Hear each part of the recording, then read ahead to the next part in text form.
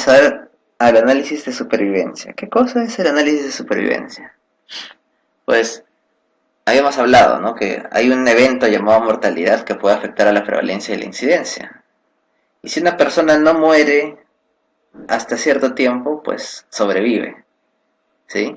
Entonces, en un principio estos análisis de supervivencia tenían mucho que ver con mortalidad, pero la supervivencia podría ser cualquier medida eh, que se evalúe hasta que se cumpla un evento.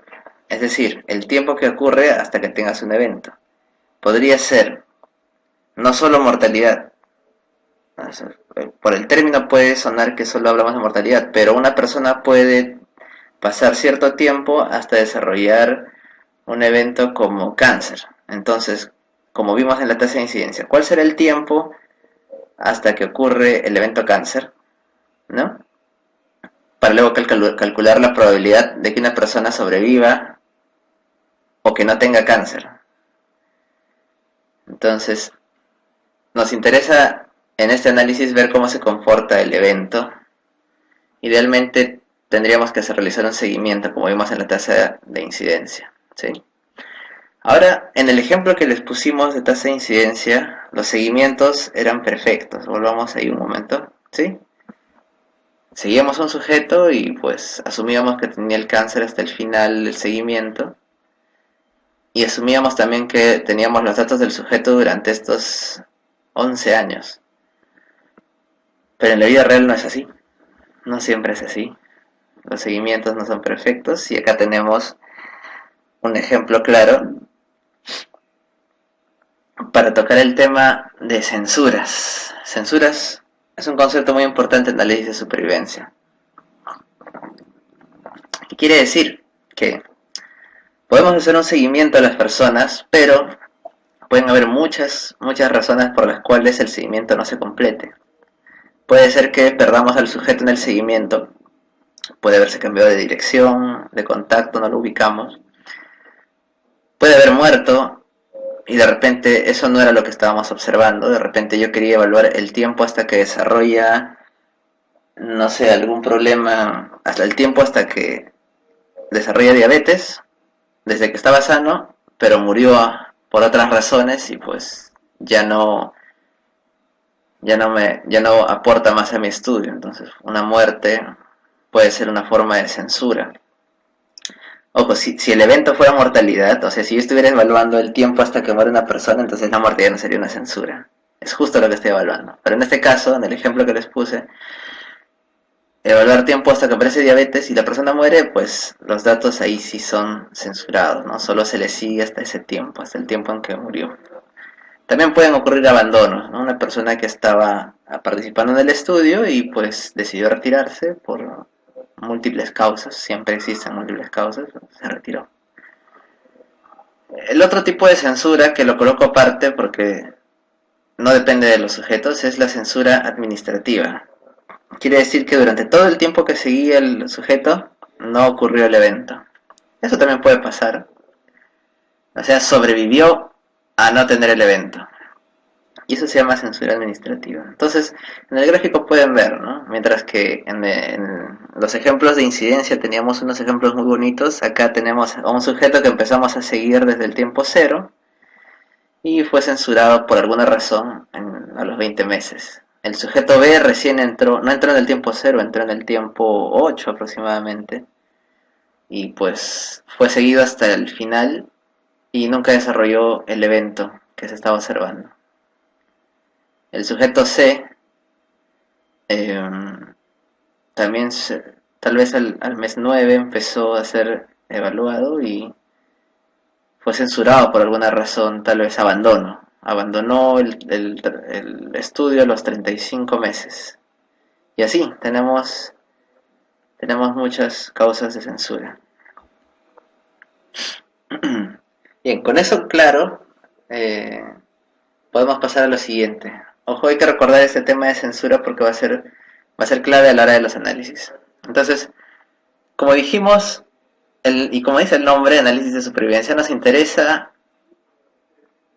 calcular la probabilidad de que un sujeto sobreviva hasta tener cierto evento. Y es por eso que salen dos funciones a calcular. Una es la función de supervivencia, que se puede interpretar como que la probabilidad de tener el evento dado que no se ha tenido hasta cierto tiempo de seguimiento.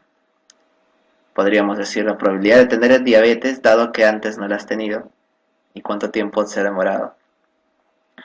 Y luego está la función de Hazard, que es un término pues acuñado en inglés, pero se ha interpretado al español de muchas formas. Una de las más aceptadas es el riesgo instantáneo. Es el riesgo instantáneo de tener un evento, dado que no se ha tenido hasta un tiempo t, a un tiempo específico. Hay ciertas diferencias con la función de supervivencia. Veamos un ejemplo. Esta es la función de supervivencia. Como les dije, la probabilidad de tener un evento hasta cierto tiempo, mientras que la función hazard es la probabilidad de tener un evento dado que no se ha tenido hasta cierto tiempo. Es un poco peliagudo el concepto, pero vamos a ver cómo son distintos. Entonces, en esta función de supervivencia, que está graficada, podemos entender que la supervivencia siempre cae, ¿sí? Nunca va a ir de subida. ¿Qué quiere decir? Que a más tiempo que pasa, más sujetos tendrán cierto evento y por lo tanto la probabilidad de supervivencia disminuirá. Podemos ver en este eje, en el eje Y, que siempre partimos de 1. ¿Por qué? Porque la probabilidad de supervivencia al inicio siempre es 100%. Todos están vivos o todos aún no tienen el evento. Conforme pase el tiempo, las personas irán desarrollando el evento y la función de supervivencia irá bajando. Por ejemplo, aquí, a los 5 meses, ya casi el 60% de las personas ha tenido el evento. Y por lo tanto, el 40% ha sobrevivido hasta ese tiempo. ¿Sí? La función de supervivencia puede tomar muchas formas. Puede ser una pendiente en caída, puede ser una pendiente que primero tiene una meseta y luego tiene una caída. Puede ser una pendiente con una meseta corta y una caída brusca. Depende de cómo se comporte el evento que se esté observando. Esto es muy útil porque a futuro podríamos ajustar la pendiente a una función más compleja, como una función cuadrática o una función Weibull, que es básicamente similar a la cuadrática. Pero de esos temas hablaremos después. Y esta es la función hazard. Entonces, como se dan cuenta, incluso los cálculos son distintos, ¿no? Como les dije, la interpretación de una función hazard es ni siquiera es la probabilidad, es el riesgo instantáneo. La función de supervivencia es una probabilidad, pero el hazard no necesariamente es una probabilidad. Es condicional. Hablamos del riesgo instantáneo de tener el evento dado que no se ha tenido hasta cierto tiempo t, un tiempo t que será definido por nosotros. Y mientras que la función de supervivencia siempre va de bajada, porque estamos haciendo una evaluación en el tiempo, la función hazard puede variar en el tiempo. No necesariamente va a ser de bajada, puede ir de subida, de bajada, meseta, como sea, dado que está evaluando un riesgo instantáneo. O sea, en ese momento exacto, ¿cuál era el riesgo? ¿Era alto o era bajo?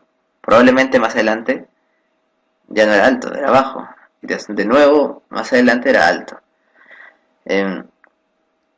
Un ejemplo que se puede poner podría ser el siguiente, ¿no? ¿Cuál es el riesgo de mortalidad por parto en mujeres según su edad? Mientras una mujer es más joven, el riesgo es alto. A medida que una mujer tiene una edad ya entre 25 y 30, una edad donde supuestamente su organismo está preparado para el parto, entonces hay menos riesgo de mortalidad. Pero de nuevo, cuando está ya por los 45 años o un poco más allá, el riesgo aumenta de nuevo. Entonces, la función de supervivencia probablemente no nos diga eso, pero el hazard sí, porque es el riesgo instantáneo en un momento dado. Bien, teniendo en cuenta esto, entonces vayamos con cómo se estima la supervivencia. Primero hablemos de supervivencia y luego de hazard. Bueno, las estimaciones más clásicas que se ven son el cálculo de la función de supervivencia a través de tablas de vida y las tablas de Kaplan-Meier. El método de Kaplan-Meier es ahora el más aceptado, pero De todas formas, veamos las tablas de vida ya que tiene cierta utilidad. Te permite calcular la probabilidad de supervivencia dentro de ciertos intervalos de tiempo, ¿sí? Por lo tanto, ahí será muy importante el efecto que puedan tener las censuras o pérdidas para el cálculo. Lo vamos a entender cuando veamos los datos en Stata, no se preocupen. Mientras que tablas de vida calculan supervivencia por intervalos de tiempo, Kaplan-Meier dice, no, mejor, bueno, Kaplan y Meier, ahí faltaría un guión porque son dos autores, ellos dicen que deberíamos calcular la supervivencia justo en el punto del tiempo donde ocurrió el evento. En el momento exacto en el que ocurrió el evento, ahí hay que calcular la supervivencia. Y así las censuras no nos afectarán para el cálculo, pero sí para el momento de estimar. Hacer estimaciones a nivel más general, ¿sí? A ver, ¿por qué algunos todavía usarían tablas de vida? Pues, dado que Kaplan-Meier pide que se calcule la supervivencia en el punto exacto en el que ocurrió el evento, probablemente no tienes el punto exacto donde ocurrió el evento. Tendrás, si revisas historias clínicas de repente, bueno, ahí probablemente sí tengan la fecha, pero imagínense que están en un caso donde no saben exactamente cuándo ocurrió el evento y no tienen más que un intervalo. Puede haber ocurrido entre febrero y marzo, entonces no hay el punto exacto, sería tablas de vida podrían ser la forma de calcular, ¿no? La que Kaplan-Meier no tiene. Ya. Veremos esto a más detalle en Stata. Y ahora hablemos finalmente de la regresión de Cox, ¿sí? Lo interesante de la regresión de Cox, que también es llamada, bueno, regresión no paramétrica o regresión de riesgos proporcionales, nos permite ya no solo calcular la función de supervivencia, sino también modelarla, ¿sí? Modelarla con los hazard.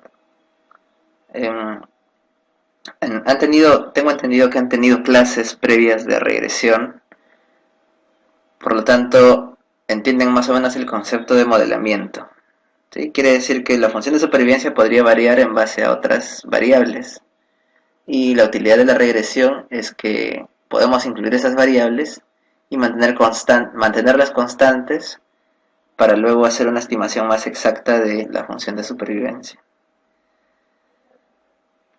Ahora, ustedes me dirán, pero tú dijiste que supervivencia y hazard no son lo mismo. ¿Cómo es que Cox evalúa función de supervivencia en base a modelamiento de hazard? Bueno, en realidad hay una relación matemática entre hazard y supervivencia, ¿sí? Eso nos va a poder, eso nos va a permitir modelar eh, usando supervivencia y hazard para la regresión múltiple, con todas esas propiedades que tiene la regresión múltiple de controlar las variables que podrían afectar los resultados. ¿Sí? Entonces, como habrán visto en regresión logística, ustedes pueden calcular el odds ratio. ¿Sí? Pues en la regresión de Cox lo que podemos calcular son los hazard ratio. O eh, las razones de hazard pueden ser interpretadas en la práctica como riesgos relativos, como RR, que también asumo han visto en clases anteriores. Depende mucho de cómo se ha hecho el diseño del estudio para saber si podemos interpretar los hazard ratio exactamente como riesgos relativos. La mayoría lo hace en realidad, pero sería bueno siempre revisar el diseño. Ahora sí, dado que un RR clásicamente es una razón de tasas de incidencia, pues eso no es analizado por Cox, pero se puede obtener con la regresión de Poisson. Probablemente se haga un video acerca de regresión de Poisson, que es bastante interesante. Sigue la misma lógica de todas las regresiones y nos permite hacer el cálculo de razones de tasas de incidencia. En esta figura les presento el modelo de regresión de Cox, ¿no? Tenemos que se calcula en función al hazard, aquí tenemos el hazard. El hazard de tener un evento X dado que estamos hasta en un tiempo, ¿no? O el hazard del tiempo hasta un evento, dado un evento X, que es igual a